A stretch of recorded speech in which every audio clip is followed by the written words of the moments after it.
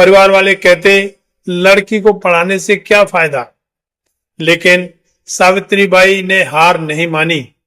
वे पहली professionally trained महिला headmistress बनी। साथियों नमस्कार, रियल न्यूज चैनल में आपका हार्दिक स्वागत है। आज 10 मार्च का दिन हमारे इतिहास की एक ऐसी शख्सियत को याद करने का दिन है जिन्होंने अंधकार को चुनौती देकर समाज में शिक्षा की पहली किरण बिखेरी। माता सावित्रीबाई फुले भारत की पहली महिला शिक्षिका, सामाजिक क्रांति की जननी और पिछड़े दलित महिलाओं की आवाज। 1897 में इसी दिन पुणे में प्लेग की चपेट में वे हमसे विदा हुई, लेकिन उनकी ज्योति आज भी जल रही है। आज के इस विशेष वीडियो में हम उन्हें हृदय की गहराइयों से श्रद्धांजलि अर्पित करेंगे। न सिर्फ उनके जीवन संघर्ष का वर्णन करेंगे, बल्कि उनके जीवन साथी राष्ट्रपिता ज्योतिबा फुले के साथ उनके संयुक्त संघर्ष को, उनकी दोस्त और सहयोगी माता फातिमा शेख की बहादुरी को और उनके भाई उस्मान शेख की निस्वार्थ मदद को भी उजागर करेंगे। ये चारों एक दूसरे के कंधों पर खड़े होकर 19वीं सदी के भारत में जाति, लिंग और अंधविश्वास की दीवारें तोड़ रहे थे। क्या आप जानते हैं कि जब पूरे देश में लड़कियां किताबें छूने का सपना भी नहीं देख पाती थीं, उस समय माता सावित्रीबाई ने पुणे की गलियों में साड़ी बदल बदल कर स्कूल जाना शुरू किया था।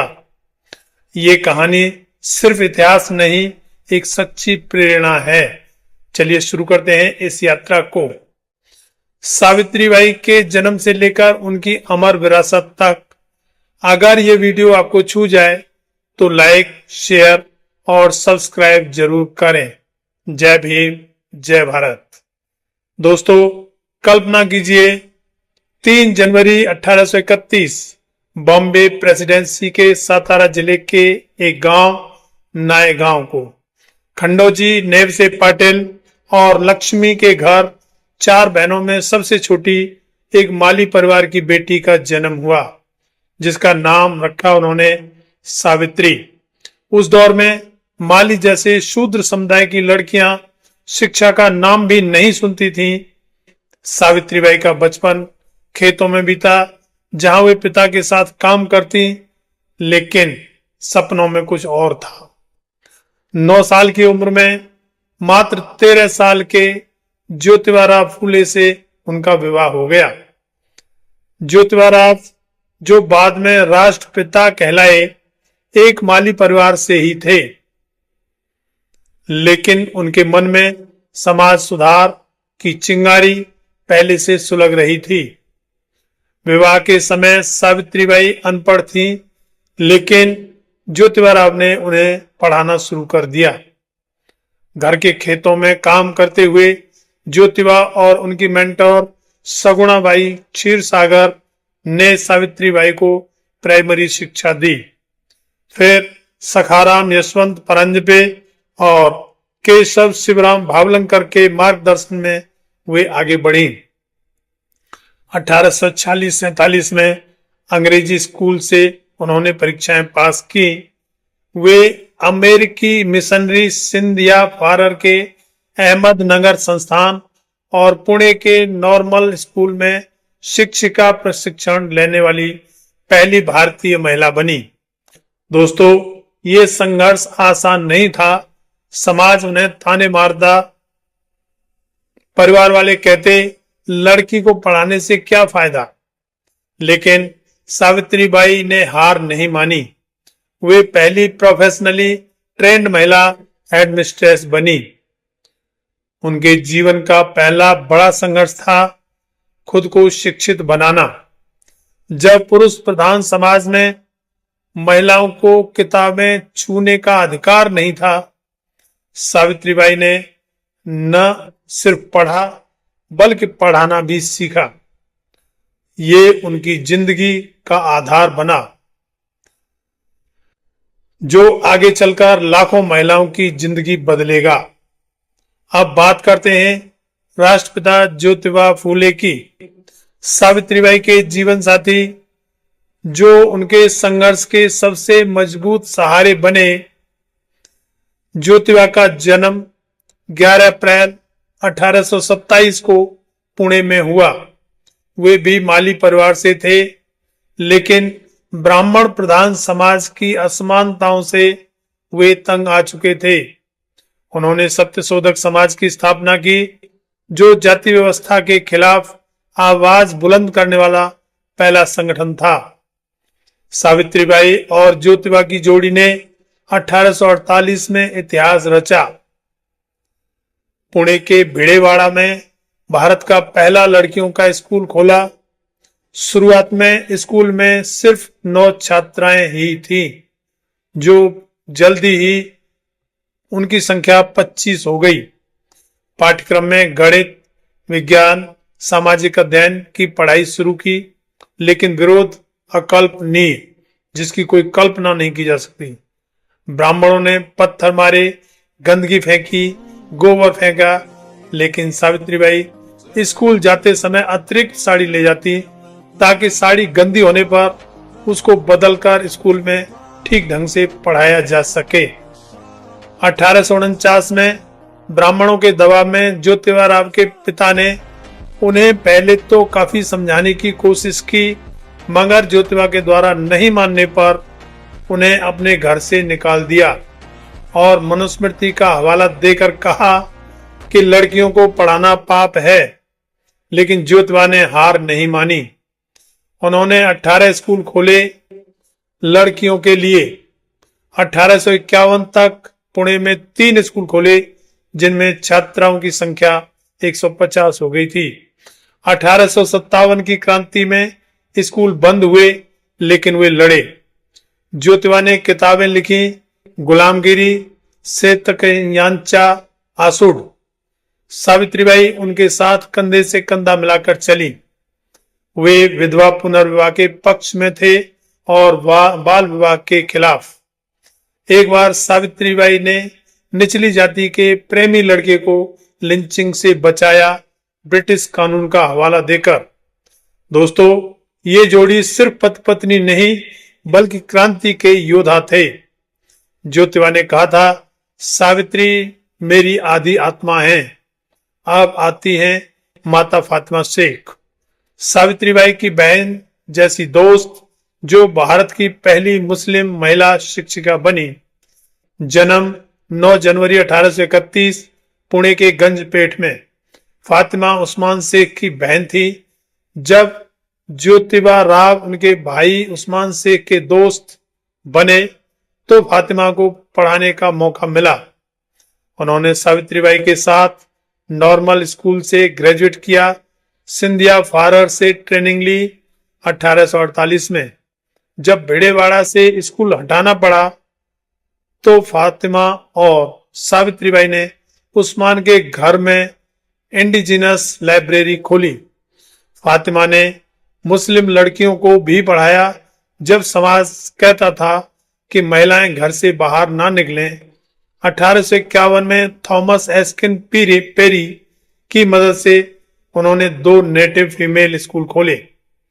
पाठ्यक्रम में इतिहास, भूगोल, अंकगणित, सामाजिक मुद्दों की बात पढ़ाई जाती, मगर समाज के तथा कथित ठेकेदारों के विरोध की वजह से उन्हें भयानक संघर्ष करना पड़ा।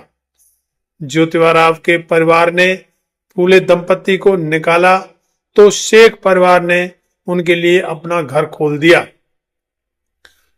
माता फातिमा को समाज के खूब ताने मिले कि मुस्लिम होकर हिंदू लड़कियों को पढ़ा रही हो, लेकिन वे घर घर जाकर अभिभावकों को मनाती, बच्चों को स्कूल बुलाती और उनकी बच्चियों को स्कूल में पढ़ाती। 1856 तक वे फूले के साथ रहीं। माता फातिमा को बाद में महाराष्ट्र की उर्दू किताबों में शामिल किया गया। 2022 में गूगल डूडल पर उनका फोटो लगाया गया। 2023 में आंध्र प्रदेश में उनकी स्टैच्यू लगाई गई। शाहीन बाग आंदोलन में उनके नाम पर लाइब्रेरी खोली गई। माता फातिमा ने साबित किया कि शिक्षा का कोई धर्म नहीं होता। फातिमा की ये बहादुरी उसके भाई उस्मान शेख के बिन अधूरी रहती है। उस्मान शेख ज्योतिबा राव के बचपन के दोस्त और पुणे के गंजपेट के रहने वाले थे। उन्होंने अपना निजी फार्म और घर फूले दंपति को सौंप दिया, और वह भी तब जब समाज ने फूले दंपति को त्याग दिया था। उस्मान शेख ने अपना वाड़ा स्कूल के लिए खोल दिया। उस्मान का योगदान निस्वार्थ था। वे खुले विचारों के थे, महिलाओं की शिक्षा के पक्षधर थे। 1849 में शूद्रों के लिए पहला स्कूल उनके घर में ही खुला था। समाज का विरोध झेला, लेकिन डटे रहे। उस्मान ने साबित किया कि दोस्ती जाति पंथ से ऊपर होती है। उनकी भूमिका भले छोटी लगे, लेकिन बिना उनके सहारे क्रांति रुक जाती या अधूरी रह जाती। दोस्तों, सावित्रीबाई सिर्फ शिक्षिका नहीं, कवयित्री भी थी। 1854 में उनकी किताब काव्य फूले प्रकाशित हुई, जिसमें जा शिक्षा घे वावे तो विद्या विझावे जैसी कविता जो दबे कुचलों को शिक्षा की प्रेरणा देती। 1892 में उनकी एक रचना 52 काशी सुबोध रत्नाकर प्रकाशित हुई। 1851 में उन्होंने महिला सेवा मंडल बनाया, महिलाओं के अधिकारों के लिए। उन्होंने 1853 में बाल हत्या प्रतिबंधक गृह विधवाओं के लिए खोला, जिसमें किसी विधवा के प्रेम प्रसंग या अन्य किसी भी कारण से गर्भवती हो जाने पर समाज के कोप से बचाने के लिए उन्हें बाल हत्या प्रतिबंधक गृह में रखा जाता था, वरना ऐसे हालात में उस विधवा औरत का उस गर्भावस्था की हालत में समाज में जीना दुश्वार था, जहां वह 1880 के दशक तक चला। वे यौन हिंसा की शिकार महिलाओं की मदद करती, बाल विवाह रोकती।